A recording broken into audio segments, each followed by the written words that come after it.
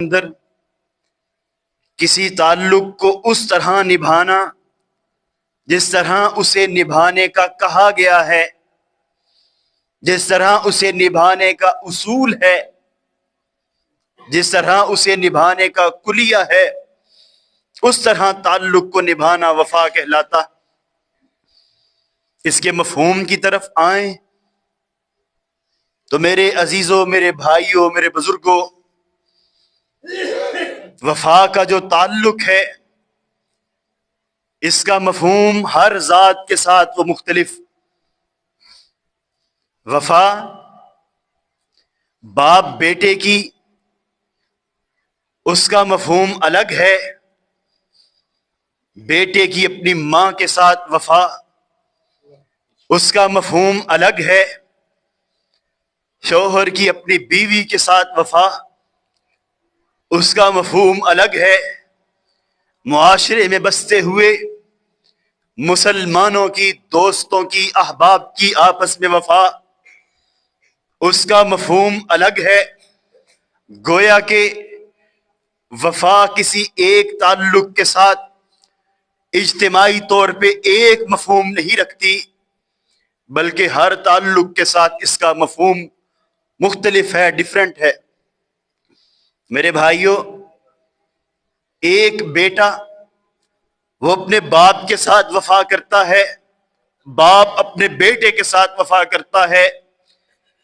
باپ کی وفا یہ ہے کہ وہ اپنے بیٹے پہ شفقت کرے، اپنے بیٹے کی تربیت اچھی کرے، اپنی اولاد کو دین کے ساتھ وابستہ کرے، دین کے علم سے آراستہ کرے، اپنی استطاعت کے مطابق اسے کاروبار کروائے، اسے تعلیم دلوائے، اپنی بساط میں رہتے ہوئے اس کی ضروریات کو پورا کرے۔ ایک بیٹے کی وفا یہ ہے کہ بیٹا اپنے باپ کا احترام کرے، اس کے بڑھاپے کا سہارا بنے۔ وَاخْفِضْ لَهُمَا جَنَاحَ الذُّلِّ مِنَ الرَّحْمَةِ، اپنے والدین کے سامنے اپنے کندھوں کو جھکا کر کے بات کرے۔ وَقُلْ لَهُمَا قَوْلًا كَرِيمًا، ان کے ساتھ نرم رویے کے ساتھ، نرم لہجے کے ساتھ بات کرے۔ وَلَا تَقُلْ لَهُمَا اُفٍّ، کہیں اللہ نے فرمایا کہ بیٹے کی وفا یہ ہے وہ اپنے باپ کے سامنے اف تک نہ بولے۔ حضرات ذی وقار، اسی طرح ماں کے ساتھ وفا ہے۔ بیٹے کی ذمہ داری ہے کہ ماں کو بلائے تو اخلاق کے ساتھ ماں کی خدمت گزاری کرے، ماں کی ہمیشہ وہ خدمت کرنے کی کوشش کرتا رہے۔ اسی طرح دوستوں کی آپس میں وفا یہ ہے کہ آپس کے اندر رازداری کا ماحول ہو، ایک دوسرے کے ساتھ مخلص دوستی رکھی جائے۔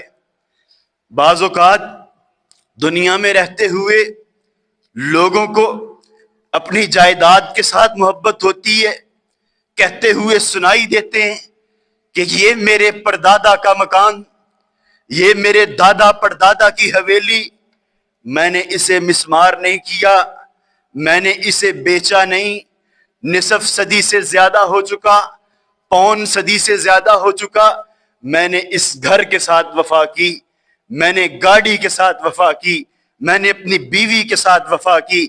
جانوروں کو بھی اپنے مالک کے ساتھ وفا ہوتی ہے، ان کے قصے بھی آپ سنتے رہتے ہیں۔ حضرات ذی وقار، یہ وفا، یہ زندگی گزارنے کا اہم جز ہے، اہم حصہ۔ دنیا جہان کی وفائیں، ساری کائنات کی وفائیں اکٹھی کر لی جائیں، میرے بھائیوں، میرے دوستوں، میرے بزرگوں، وہ ترازو کے ایک پلڑے میں رکھ دی جائیں، کائنات کے ساتھ، کائنات کے رب کے ساتھ وفا وہ دوسرے پلڑے میں رکھ دی جائے۔ اللہ کی وفا جو ہے، اللہ کے ساتھ وفا انسان نے کرنی ہے، اس کا وزن کائنات کی ساری وفاؤں سے زیادہ ہوتا ہے۔ حضرات، اللہ تبارک و تعالی نے ہمیں حکم دیا کہ اوفوا بعہد اللہ، اپنے اللہ کے ساتھ کیا ہوا جو وعدہ ہے اسے پورا کرو، اپنے رب کے ساتھ وفا کرو۔ جس نے اپنے اللہ کے ساتھ وفا کر لی، جس نے اپنے پیدا کرنے والے کریم رب کے ساتھ وفا کر لی، وہ دنیا کے ہر تعلق کو نبھانے والا بن جائے گا، وہ دنیا کے ہر تعلق کے ساتھ وفا کرنے والا بن جائے گا۔ اللہ کے ساتھ وفا کیا ہے؟ رب کے ساتھ وفا کا پہلا تقاضا کیا ہے؟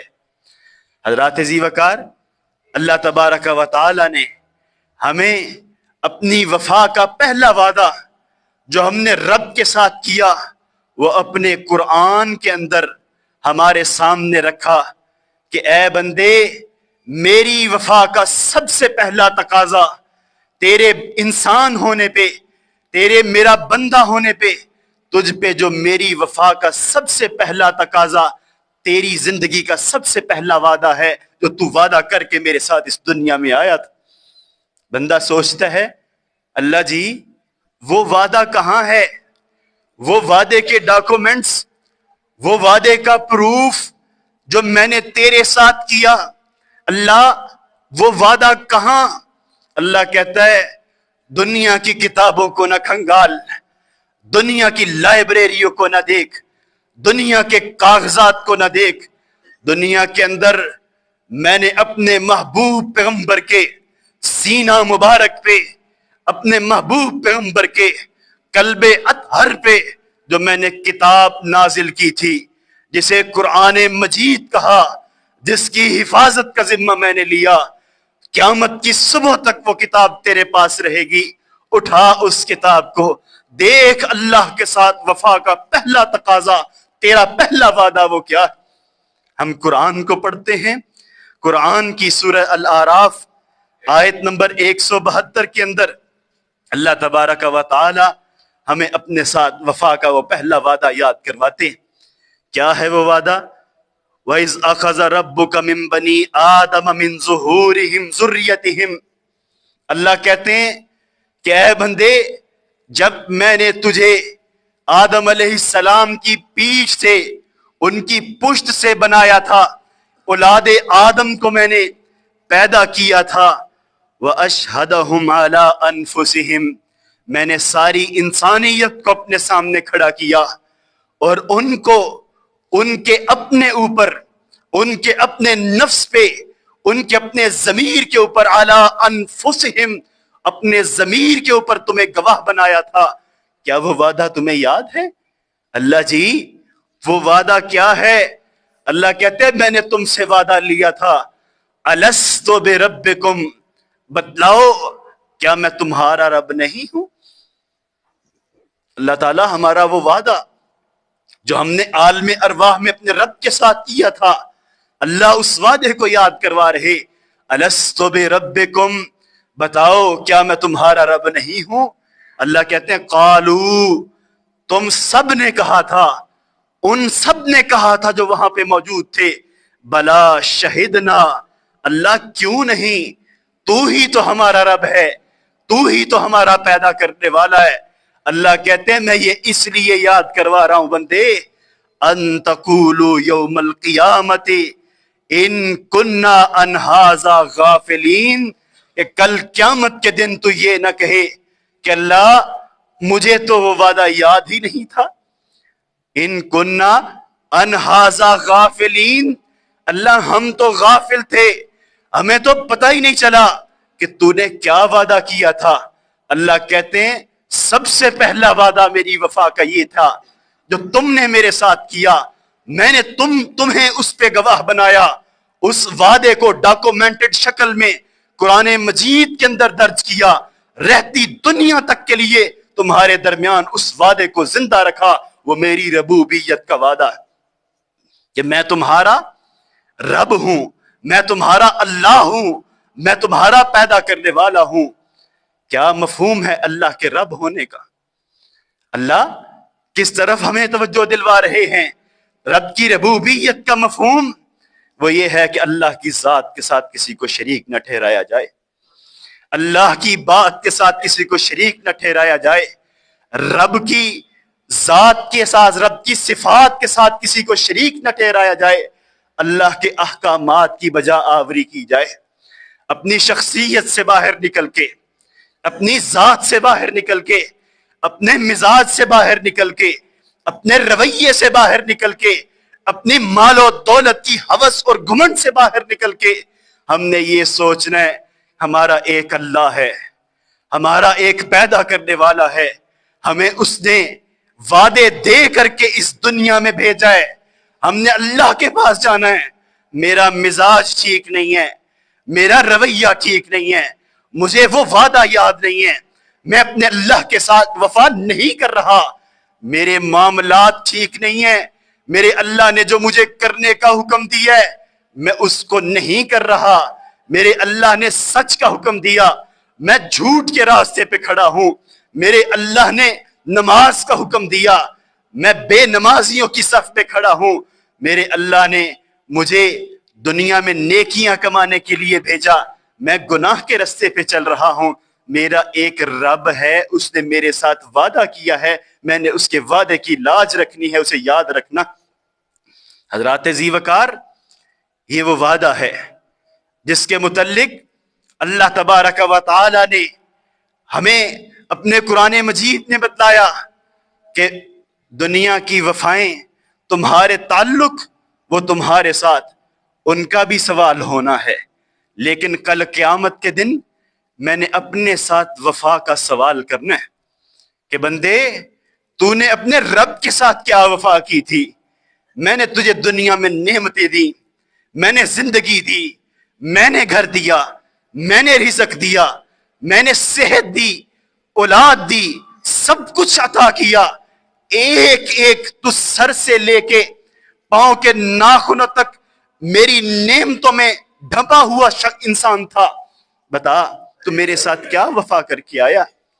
مجھے اپنی زندگی کا حساب دے کہ تیری زندگی میں تیرے رب کی کتنی اہمیت تھی، تیرے رب کے قول کی، تیرے رب کے حکم کی کتنی اہمیت تھی، تو نے کتنا وقت زندگی میں میرے لیے گزارا۔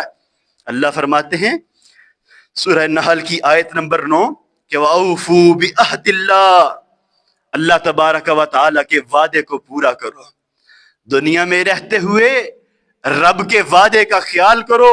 اذا آہدتم لا تنقضوا الایمان، اور جب تم آپس میں وعدہ کرتے ہو نا، جب تم آپس میں قسمیں کھاتے ہو، لا تنقضوا الایمان، اپنی قسموں کو توڑا نہ کرو۔ اللہ اکبر، بعد توکیدہا، ان کے پختہ کرنے کے بعد، جس معاملے میں اللہ کی قسم کھا لو نا، اللہ کہتے ہیں اللہ کے ساتھ تو وفا کرنی ہی کرنی ہے، جس معاملے میں تمہاری زبان سے قسم کے الفاظ نکل جائیں، اللہ کہتے ہیں اس وعدے کو دوبارہ نہ توڑنا۔ کیوں؟ قد جعلتم اللہ علیکم کفیلا، کیونکہ تم نے اللہ کے نام کی قسم کھائی ہے، اللہ کو ضامن بنایا ہے، اللہ کو ضامن بنا کے اپنی قسم کا خیال کرتے ہوئے قسم کو پورا کیا کرو، جو مرضی ہو جائے تم نے قسم کو توڑنا نہیں۔ اللہ اکبر، آگے فرمایا ان اللہ یعلم ما تفعلون، جو تم کرتے ہو اللہ تبارک و تعالی اس سب کو جانتا ہے۔ تو حضرات ذی وقار، اللہ تعالیٰ کی وفا کائنات کی سب سے بڑی وفا ہے۔ اللہ تبارک و تعالی نے سارے رشتوں سے زیادہ اپنی ذات کے ساتھ ہمیں وفا نبھانے کا حکم دیا ہے۔ سب وفا کا، اللہ کے ذات کے ساتھ وفا کا سب سے پہلا تقاضا کیا ہے کہ رب کی ربوبیت کو سمجھنا ہے، اللہ کی معرفت کو حاصل کرنا ہے، اللہ کی پہچان کو حاصل کرنا ہے، اللہ کے بندے بن کے رہنا ہے، اس کی ذات کے ساتھ کسی کو شریک نہیں کرنا، اس کی صفات کے ساتھ کسی کو شریک نہیں کرنا، اس کے احکامات جو ہیں، اللہ نے جو دنیا میں رہنے کا ہمیں حکم دیا ہے، جو اللہ نے کرنے کا کہا ہے، ان کی بجا آوری کرنی ہے۔ یہ ہے رب کی ربوبیت، یہ ہے رب کی وفا کا پہلا تقاضا۔ آئیں دوسرے تقاضے کی طرف بڑھتے ہیں۔ اللہ تعالیٰ کے ساتھ اپنے تعلق کو مضبوط کرنا ہے۔ رب کی وفا، اللہ تعالیٰ کی ذات کے ساتھ وفا کا مفہوم، یہ ہمارے خطبے کا عنوان۔ پہلا تقاضا رب کی ربوبیت، دوسرا تقاضا یہ ہے کہ ہم نے دنیا میں رہتے ہوئے سب سے زیادہ مضبوط تعلق کس کے ساتھ رکھنا ہے؟ اپنے اللہ کے ساتھ۔ یہ اللہ تبارک و تعالی نے ہمیں حکم دیا ہے۔ حضرات ذی وقار، تعلق ایسا تعلق اللہ کی ذات کے ساتھ کہ انسان نے کوئی بھی بات کرنی ہے،